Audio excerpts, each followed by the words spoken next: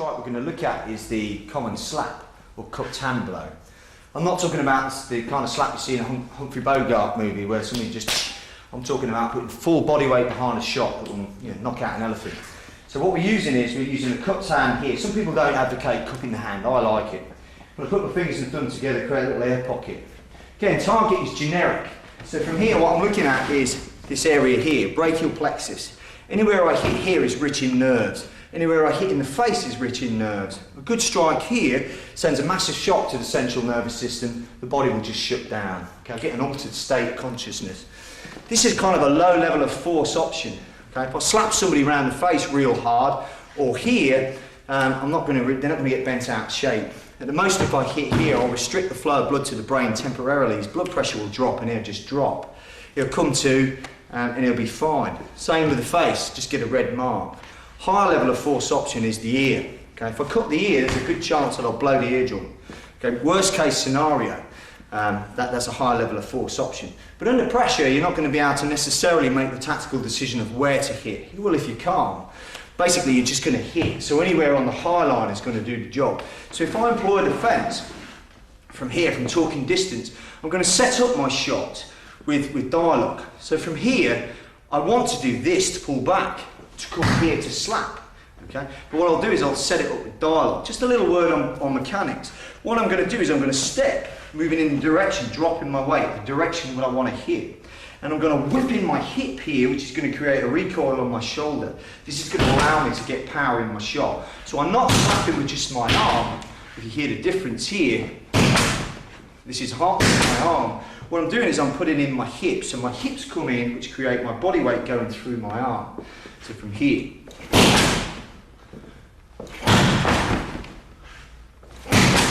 Okay. So what I don't want to do is pull this back to show my intention. So for training, all we do is drop the hand by the pocket, fence off, turn it, and get the mechanics of the movement. Once you got that down, we're bringing the dialogue. So what I'll do from here is I say, look mate, don't be so silly, why don't you just calm down? And I'll splay my hands, as if I'm talking in exclamation. This looks natural, I've engaged his brain. Chances are he's got a little tunnel vision, so this is going to come up underneath his line of sight anyway. And then I'll employ my shot. So from this range, it'll look like this. Look mate, what's all this about? But can't we just talk about it? This is the cupped hand blow from here. Any shot that I can employ needs to work from me, not only from my ideal range, but any range I find myself in. If you give me this range from here, I've got the foresight and knowledge to be preemptive, then that's like Christmas. That's the ideal. But you've always got to train for the what-if factor.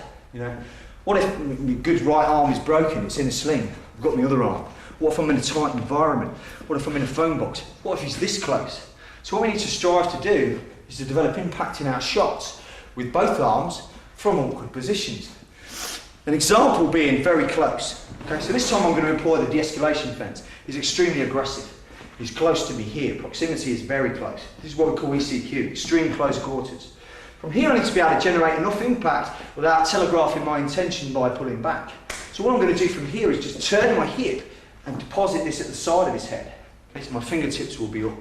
So from here I'm just going to turn and slap. And slap. And slap. So watch from here, no telegraphic intention, about 9-10 inches of impact area. And through, using the slap, the cupped hand. Okay. Another area that we might employ the slap to is to the groin. I might step to the flank, slap him in the groin multiple times, or I might use both hands together and cut both sides of the head. Okay, just a couple of ways that the slap can be employed. Okay, I'm just going to bring the lads in again to show you how we perform the skill on the pads. So come in guys. Then we've got Simon, it's the feeder, he's feeding the pad, in this case just one arm. And we've got Darryl, he's got a slap. So again, right-handed, left forward fence. Okay, just show the motion of the slap first. And again. This is the basic skill. And again. Okay. Now show it explosive, extremely aggressive, guttural. And again. Okay. And then how you would employ it. So again, using the artifice. So any specific question that Darryl practices, he's going to employ it, and he's going to strike. Mate, what's this all about? Leave that, mate. What are you trying to say? Good, okay. And then finally, at close quarters. So extremely aggressive, the agitating hands in his face here, his hands are right up, he might have had to shove me back. Here now, come forward again, here he knows he needs to employ the shot from this range. Okay? So he's in tight, just the skill, hard and fast. Got your all. Good, all the way through. Okay. This is the cupped hand blow, slap. Next one we're going to look at is the hammer fist strike. Very functional tool. You'll see it a lot used as a follow-up motion to any other strike. It can be used by itself. Very simple and gross motor. Again, under pressure, a lot of your decision-making abilities disappear.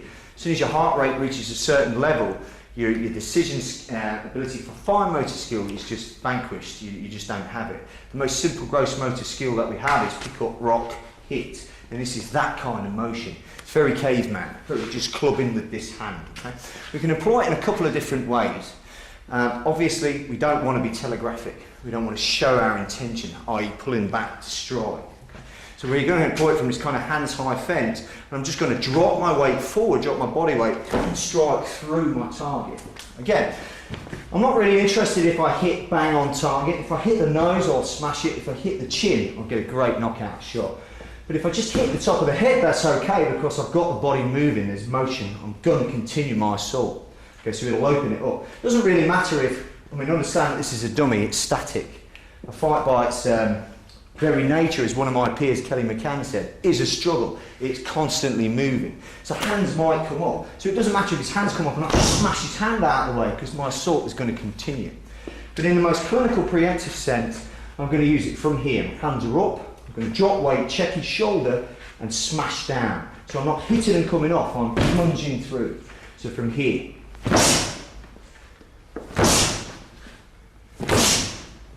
If I hit this area of the chin here, where our lips end, this is a great knockout point. If I hit downwards, I will shake his brain massively. If I hit the collarbone, it'll just snap. Clavicle will break real easy. So from here, depending on the level of force I use, will depend on the level of threat I'm facing. The beauty of this shot as well is, as you see when we talk about the use of improvised weapons, basically anything I hold in my hand that's not a weapon by design, I can hit with. So if I had a mobile phone in my hand here, I can use the same motion, as we'll see later. But the most basic way we're going to employ the hammer fist is from a hands high position here. What I'm going to do is I'm going to throw my lead hand out first as a distraction into the face with kind of like a tiger's claw to take his eyeliner. Then from here, I'm pulling this back, I'm going to smash down with my hammer fist. Okay? This is what's called cycling. And I'm going to use it in a motion of 3, or a series of 3. So from here, most clinical, first attack might be here, dropping the guy down. Second to that, I might go here and drop him down. Okay? But I always want to train to follow up. So my motion from here is going to be here. Down. Okay? Naturally, I'm going to go through the aggressor, and he's going to be down. Okay, so I'm going to bring Simon in. Simon's going to make the use of a small shield that we used earlier. Okay? Just come in, Simon. Now a good way to train this is what we call a turtle feed. So you're going to hold this hand like this and put it on like a rucksack and turn away from you. This is a good motion. This presents the high line area, if you like, anywhere here. Okay. What I'm going to do from my hands high position is I'm going to press with my first hand, which comes straight out, as I cock this back. Second hand's going to strike downward. Okay, so I'm using 2 motions, 2 different trajectories. So from here, straight, then downward, straight, downward. Okay? It's very important that you don't do this. Just push this forward. This shot comes down and through to your thigh. So the motion, you'll count for me, we'll just do 3. Okay. When you're ready, count. 1, 2, 3. That's the way we perform the cycling. In application, the way it's going to work is my first shot will push into his head and I'll hit him with this shot. Boom! Chances are he's downward, his hands have come up. Okay, he's not going to be stood up now. If this is the case, I've turned him, boom, his hands will come up. Now my next hand will just monitor where his head is. I'll hit the back of the head, shoulder, keep the spine, anywhere down the high line. So the first one is a distraction, followed by the strike. The second one just manipulates to where I want him to be. Not continuing the assault. Okay? It's the Tatsuya hammer fist. Okay, we're going to look at our last couple of strikes now. Now we're moving to close quarter range. So we're going to employ the elbow. So far we've used the hand tools. Use the elbows now and then move on to the knees. So the range now will change. From here, this is our range for using hands. Okay? This is our range for using elbows. I wouldn't try to employ an elbow from this range because I'd end up with my back end stuck out and I'd lose power. So this is now close quarter range. It's actually one of my favoured preemptive strikes for practice, for feel, that feels most comfortable to me. The objective is not to collect an array of techniques. This is just a small part of the curriculum that I teach. The objective is to become proficient in the use of every natural bodily weapon that you have, from a variety of angles and structures. Once you've trained to a point of unconscious competence and you've really got it down, because it's habitual as driving, you take 2, no more than 3 main artillery strikes that suit you, suit your weight, your structure and everything else. And you drill them to death, basically. So your game plan, as we talked about before, will end with 1 or 2 preemptive strikes that you favour. They're the ones that you use most of the time. Okay, it might be for the left hand, a tiger claw, might be for the right side, using an elbow. Okay? So you want to become extremely proficient in 1 or 2 and really good in the rest. The objective is not to collect but chip away. Simple as is good. Okay, so here in the case of the elbow, I might use it as a preemptive strike from here. My hands are up, he's kind of close, okay, and I'm going to grab his head, I'm going to pull him onto it. Okay, I can deliver 3 different types of impact from here. If I just throw my elbow, okay, and he kind of moves back a little bit, then I'll glance or I'll miss. If he's stationary and I hit him, then I'll get a good result. But if I pull him onto my shot, like this, then I'm maximising the impact. It's like a car crash effect. 2 cars meeting in the middle is will do the most damage. Okay? So for this drill, what I'm going to do is I'm going to grab his head, I'm going to kind of cup his head, and then elbow into his face. Okay, it's just one way to employ it. Again, the attack takes place on the high line, so I might attack anywhere into this junction here, anywhere into the face or jaw. Whatever I hit, I'll get a result. Okay? So from here, this is the basic elbow that I teach. A bit like the Muay Thai slashing type elbow, lift the tip up, slash down, keeping the other hand chambered. You can use the elbow forward, backward, rearward, downward. Very versatile weapon. Keep things simple, we're going to go one way, diagonal, over and down. Okay? So from the right, it'll be like this. Here, from the left, here. Here. Just picking it up and throwing it down. Okay, we're going to bring the lads in now and show the use of the elbow applied to an impact pad. Like I say, you can use a heavy bag for this. Any good piece of impact equipment. Always useful to train with a partner. If you use this tool on a bag, try and get somebody to hold the bag for you, give you a gauge of your impact. Feedback's very important. Right, Daryl's going to come in, first of all.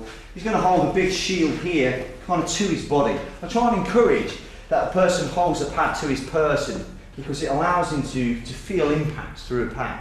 So it develops or cultivates that habit of him breathing out. Okay? So if he does catch a body shot or something in fight, which is highly probable, he's not going to drop to his knees, he's used to some kind of impact. So for instance, whenever you strike the pad with a good degree of impact, he's going to breathe out. Okay? Just from here. Okay, so you put the shot in here, breathe out. The first one I'm going to bring Si in. Come Si in, just stand here, we get that nice view from this side. Okay, again, he's at close quarters now, so he's quite at a tight range. So what he's going to do is he's going to grab the corner of the pad, which signifies him kind of grabbing my shoulder or head as he throws the shot into me here. He's going to bring it over and down into this junction here, or straight into the body, as in this case. This is probably the only tool that I would employ to the middle line, because you're going to get devastating impact from it. Again, level of force to level of threat. If the person doesn't warrant an elbow in the face, then put it into the body. A lot of the times when working on the doors, I used to find that striking limbs, the principle that you take from Carly, is valid. If I just drop this into this junction here, I'll destroy the mobility in this side of his body. He's not using it temporarily. Okay? So I like to strike into here and then make it restrain from here, and then I can control somebody out. Works real well. So you're looking at anywhere in the middle line or high line if it's a higher level of threat. So let's look, midline elbow, 3 nice and demonstrative. Let's go. Good, and single shots. And in 2s. Okay. So notice the way he's dropping his weight forward, he's twisting in his hips, and then he's firing in his elbow. Great example of body mechanics here. Let's do it again. And 2s. and finally 3. Okay, and let's switch this pad. This is just, going to see it, just pure power now, pure brutal power shot. So a good way to train this would be to train, say, 5 strikes for pure speed only. Okay, so I just want fast as you can, ease off the power, pure speed. 5 as soon as I say go. Go. Okay, now I want 5 power shots. So everyone rocking back, take your time. Go. Okay. Notice he's coming through, he's driving forward with forward pressure. Okay. Finally, as you would, just want 1, 2, and then 3. So from here, 1, 2, and then 3. Okay. Nice and up. Get nice and close to him. You're at close range. Hands up high, close quarters. Go. In 2s. Using the point of the elbow. And again, 3. Devastating. Okay, that's the elbow. Okay, now finally we're going to look at the last strike, which is the knee strike. The knee is the kind of cousin to the elbow. Very devastating in terms of damage, what it will do. Here I'm only concentrating on the low line. Okay? The knee works best from a follow-up, usually from a kind of clinch where I tie up. And what will happen is, in most cases, after your initial preemptive strike, if the person hasn't dropped, sheer desperation, they'll crash into you and they'll come forward. And they'll end up in some kind of clinch.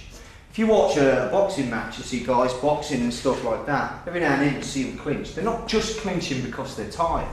They're clinching because they don't want to get hit anymore. So they kind of smother the person's attack and grab hold.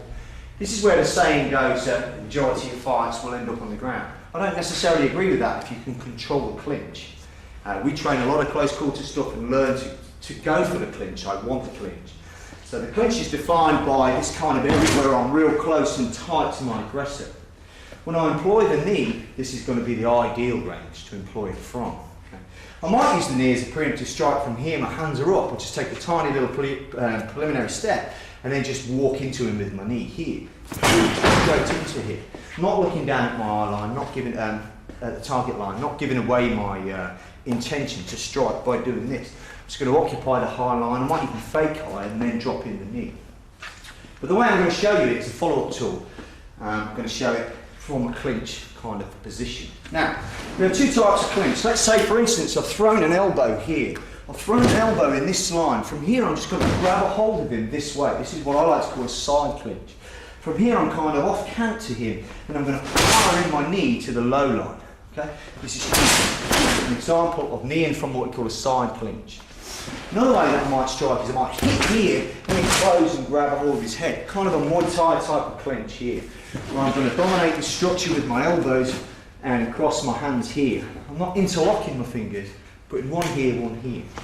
This is a good area to work the knee for practice. On this kind of piece of kit it works well. On a back, just improvise. Hold the sides, hold on to the chains, whatever. I'll show you in a second how we'll work it with a partner. But for now, I'm just going to hold on, drive in with the left knee. I'm not coming upward, I'm coming forward with my knee. Here. Or right here. Or I'll alternate here. Kind of tie style, just skipping into it. Target line, low line, preferably the groin, great. But inside, femoral nerve, outside, peroneal nerve, anywhere on the low line structure that I smash into, I'm going to get the result I want. I'm going to take his mobility. If I take out his base, he's got to crawl to catch me. Okay, finally I want to show the use of the knee with a partner using some kind of impact pad. So come in, lads.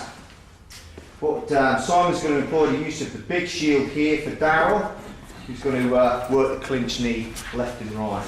So we'll look at what we've done. He's going to hold this shield and he's going to get it quite low into him. So what I suggest is that you hold the handles either at the top here or as Simon is here. So okay. You want to put it down on his thigh so it's level with your knee and kind of holly yourself out. If you get somebody that can really strike hard, such as Darryl, then you don't want this flat against your groin, while you'll be talking funny. So what you want is kind of hollow out like this. Your partner's going to try and stay as upright as you can. So he's going to employ a clinch, i.e. a tie clinch like this, and work one side in isolation here. Like this. Okay. So we'll work the left side first, go as upright as you can. And let's go. 1, 2, 3. Good. You can see it just the kind of sheer power of the man. It's just destroyed the blade. Right, so I'm going to put this in. Zip it up. Can't take you anywhere. Okay. Grab a hold with the clinch. This time I want you to work the right side. So right side knee. 1, 2, and 3. And finally we're going to alternate. So one count is going to be left and right knees. Okay. Clinch hold, left and right. 1, 2, 3. And switch the pad. Okay. Simon's going to demonstrate from a side clinch. So his trajectory is here, he's put it in a shot, he's gone side on, he's kind of at an angle, he's going to fire the knee in from there. My count. 1, 2, 3. And switch sides, come to this side clinch to finish off. We're going to go 1, 2 and 3. 1, 2 and 3. Good. Again, employing the kneecap area, the knee, this section here. Kind of keep the leg tight, using this as a sharp tool, inside into the groin. That's the knee.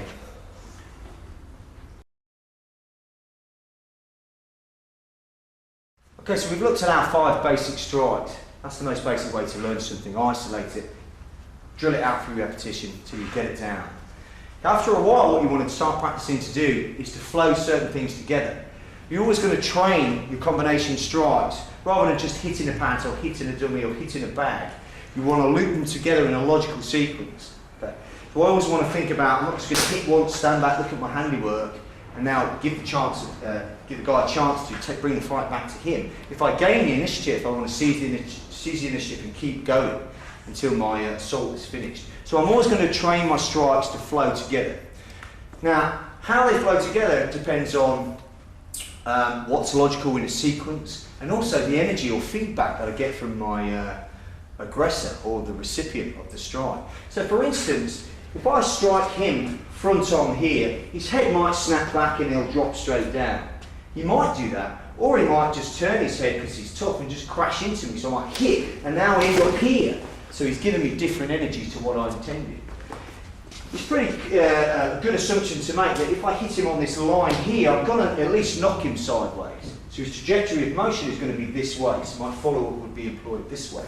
If I hit him in the groin, it's most likely whether I hit the groin or not, he's going to come forward. If I hit him in the eye, here, he's going to turn away and give me this kind of structure. Hands will come up on me to barrier. These things are not set in stone, but more or less reliable. Okay?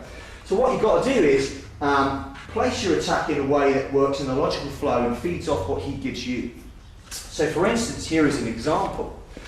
Let's say that I knee him in the groin and attempt to snatch him down, okay, from here. But he doesn't snatch all the way down. Instead of what happens, his t-shirt comes over his head and I'm left here. Well, now here's an open target, so I'll start striking this. As soon as he covers this line, covering his face here, it's now futile for me to carry on. So now I will go to something else and hit another one. So the way we flow our attacks together will depend on a lot of variables, the energy and movement that you get from somebody else. But the way we need to train is just to give you a few set patterns of logical flow, which could then be mixed up and trained as you will.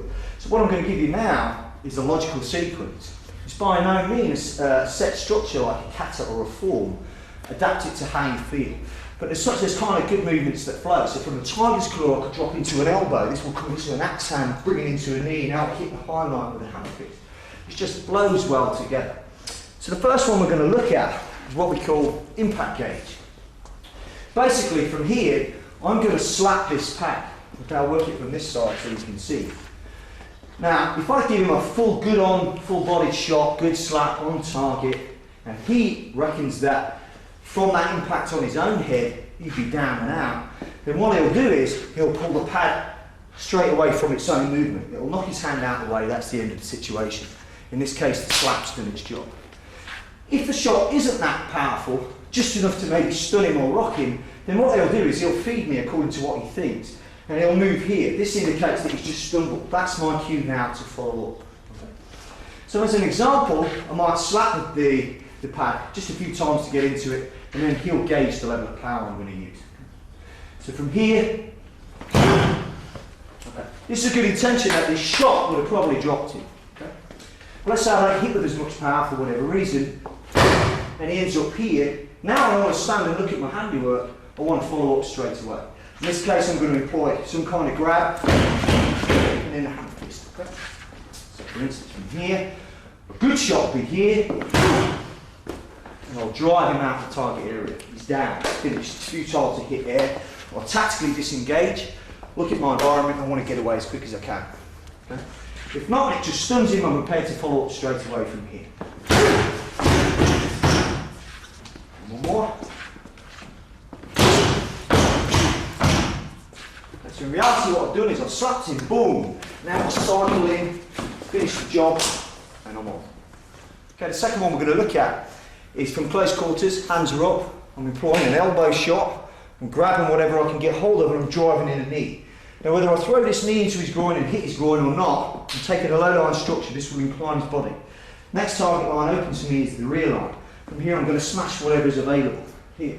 So in reality, if I'm having some kind of situation with Darryl, I'm going to be preemptive, boom, put in this shot and smash him into this knee, this inclines him forward. Now I have the rear of the skull, the cervical and the spine area. So the way we duplicate that with a pad, from here I'll put in an elbow onto the pad, grab the pad, and bring it onto a knee. He'll then feed this, I'll cycle, cycle, cycle. Okay? From this angle, okay, just put the pads on down. A right-handed person. Okay. So he's going to, this time he's going to employ, because he's kind of ambidextrous, he's learned to use both tools, he's learned to use both sides, he knows the importance of that. From here he's going to employ a left elbow strike from a clinch, rag that into a knee, and that feeds him the rear line. From here he holds on, and then this like this, okay? So as soon as he brings us down onto the knee, place this one on top, and we're cooking, okay? Elbow, knee, cycling. 1. Good. Forward pressure, move through your target, dominate. 2. Good. Notice he's using his voice, he's projecting. Guttural. Again. 3. And 2 more. 4. Last one, this time push off, tactically disengage, take in your environment. Want to stay situationally aware all the time. 5. Good. Excellent. Come back in. And finally, an application, just to show you the trajectory of the movement. Show you an application slow. Work with a partner is also really important. When we work with a partner, we're concerned with target acquisition. What it feels like to manipulate a moving person. Okay, once you've got compliance, you throw it away, add a little bit of a struggle role play, you'll add reality to your training. Okay, so from here what he's going to do is place his elbows, feed him where it goes, put the shot in, boom, now he's racking him down to a knee. Now he's looking at his target option from there. 1, 2, 3, and so on. Okay.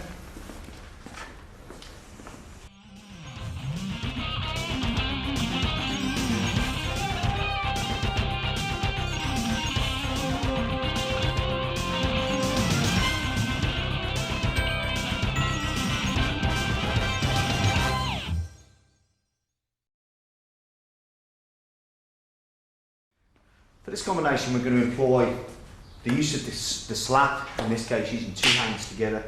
We're going to employ our close quarter weapons, our headbutt and our knee. From there we're going to use a takedown called a snap down, found in Greco-Roman wrestling as a snatch. Basically what I'm going to do from here is, because I put in a knee and it's reliable that he'll come forward, all I'm going to do is steal this energy and snatch him face down to the ground. Okay? I'm going to make his face move the pavement real quick. What I want to be careful of is, I want to do this by snatching down, is to tackle my legs, barge me forward, because now I'm in a ground fight. Don't want that. So what I'll do is, from this snatch, boom, I'll throw my legs back, and I'll snatch him straight down. Okay? From here, I'm not going to tell you to follow up, but if you do follow up, you follow up with your feet. The objective from here, for me, would be enough for me to escape. Okay? You need to stay within the constraints of the law, obviously. If when I've got him down and he's grabbed hold of a leg, he's trying to access a weapon, then it's valid for me to follow up. In which case I've finished with my feet. Okay. So the motion from here I'll set up with artifice. Look, come on, mate, I don't want no trouble with you. What's all this about? And then, boom, we're going to slap him with a double slap, headbutt, knee, snatch, and then I'm gone. Okay? So the way we're going to see this employed in practice on the pads is Simon's going to feed the pads this way here for the double slap. He's then going to turn it, headbutt, come in for the clinch, put in a knee, and snatch him down. Okay? So Daryl's going to demonstrate. So the first shot, let's break it down. He's got his fence, he's got his hands up. Okay? He displays hands in exclamation as he asks the question, and slap. Good. From here, I manipulate the head himself, headbutt, drive in for the knee, snatch him straight down.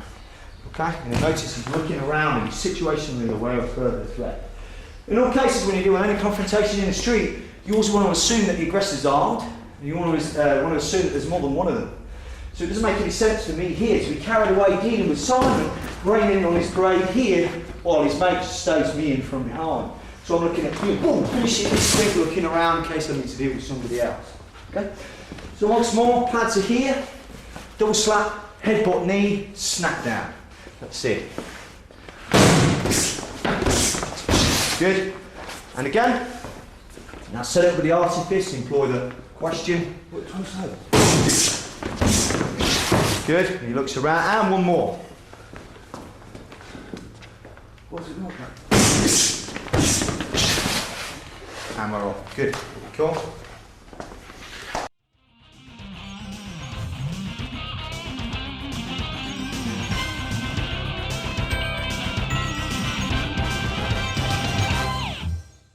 In this final sequence, I want to employ the use of your environment. I want you to understand that anything's valid around you. Okay? Using the ground, using sharp edges, using the walls to rack people in is very common.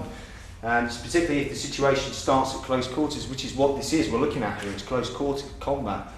We haven't got this nice range in the street of 3 feet that you see squared up like you would in a martial arts studio. If you've got 3 feet in the street, turn and leg it. You know, the fact of the matter is you haven't. It starts from here. You know, start with some sort of dialogue and then boom, it just explodes. So it's at a close range. Chances are you'll be in a situation where the conditions will favour him and be less favourable to me. So I might be in a phone box, might be in a subway, might be somewhere tight, proximity to a wall, whatever. So use it, it's all valid. Okay? In this particular instance, what I'm going to use here is a tiger claw strike, following him with an elbow. Okay? Then I'm going to use this motion to rank him down. Now I might rank this onto a knee, so I might strike, hit, rack him into a knee, but from here I'm going to use my environment straight into the wall and I'm going that way. So the way we're going to practice the basic skill, get this down and I'll simulate it. Just from here, I've hit him with this shot, boom, it's not enough. So now I need to close range. I'm coming in tighter for the elbow. I'm not going to hit here, knock him back slightly, try an elbow from here. I have to come right forward and in. So I'm going to clinch whatever I get a hold of. So from here I've hit here. Now I'm going to just rag him down. Might be onto a knee, might be to the ground. In this instance, here's the basic skill.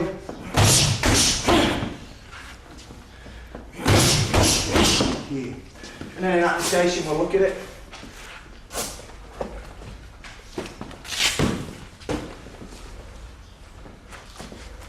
That box, yeah. Always one. You need it, motherfucker. Okay, from here, situation might be hit him with a tiger shot, in with an elbow, in with this knee, into the wall, and I'm off. Using my environment.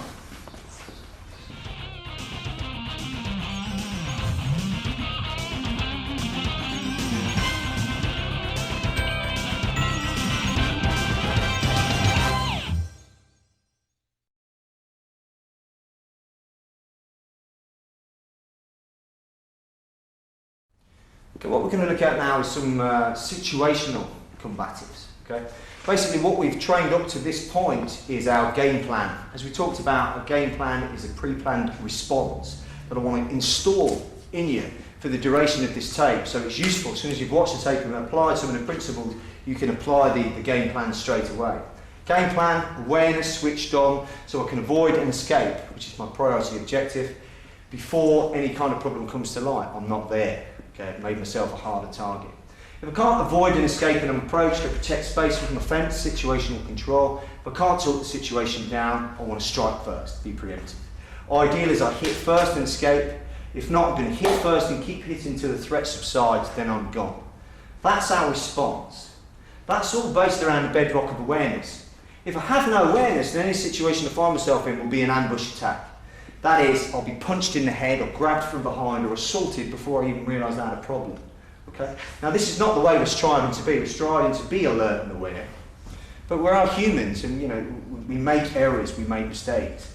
What if you've had an argument with your significant other or your boss and you come out and you're preoccupied and you are switched off? We all do it.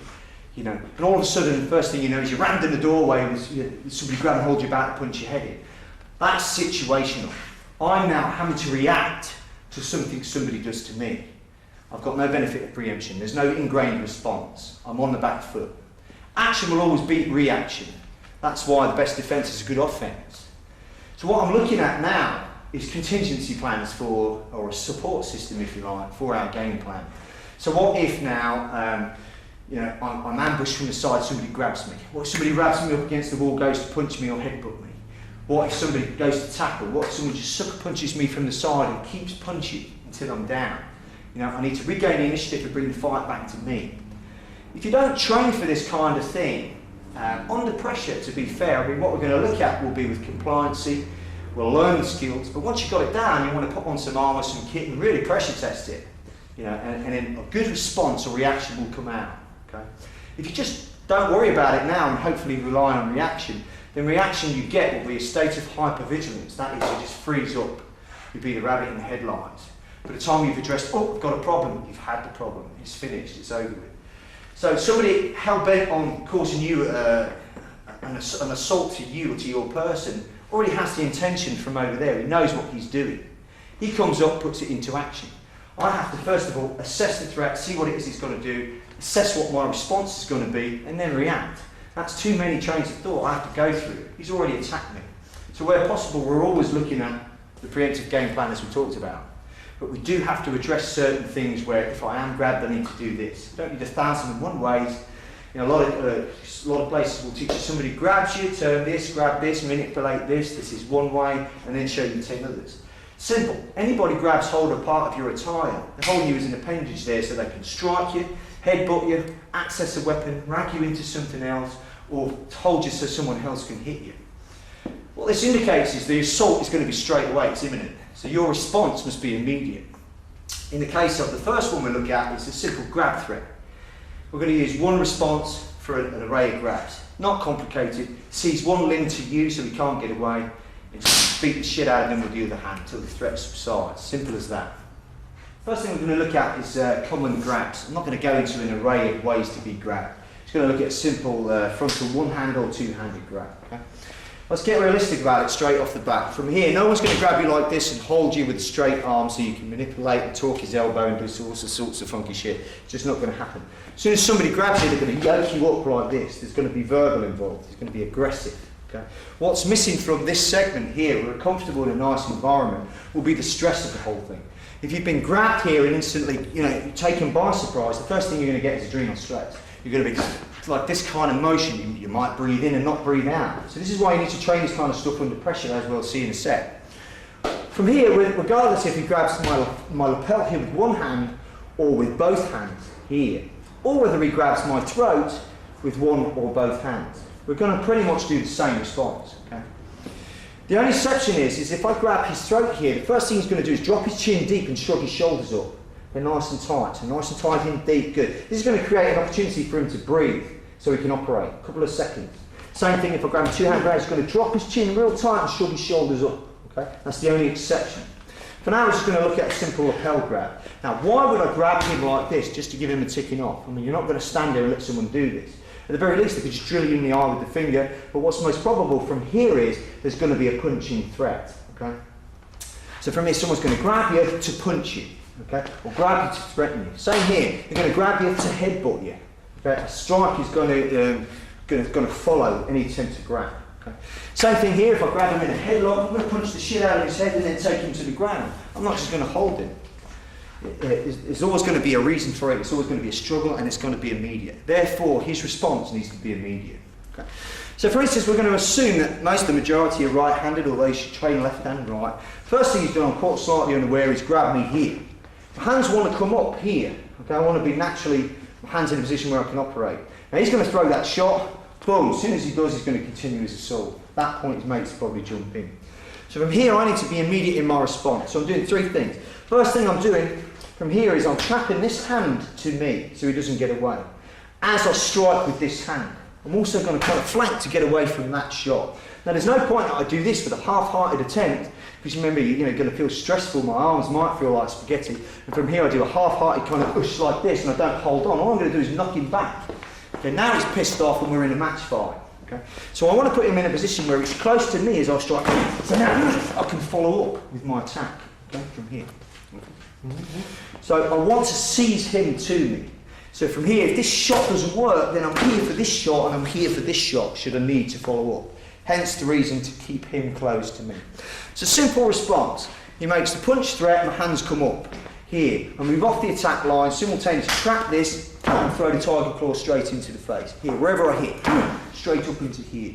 We're going to grab him, knee, drag him to the ground, and escape. Okay? Show you one more time.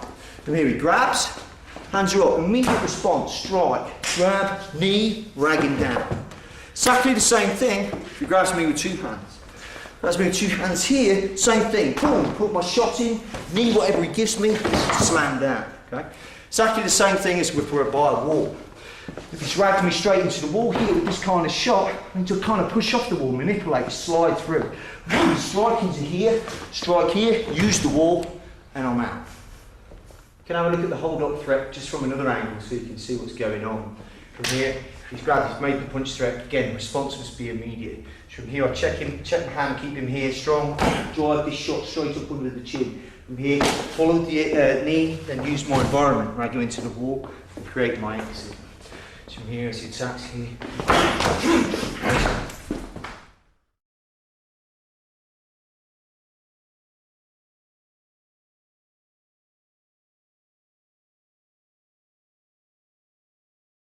You fucking look, mate. You've got fucking put on me.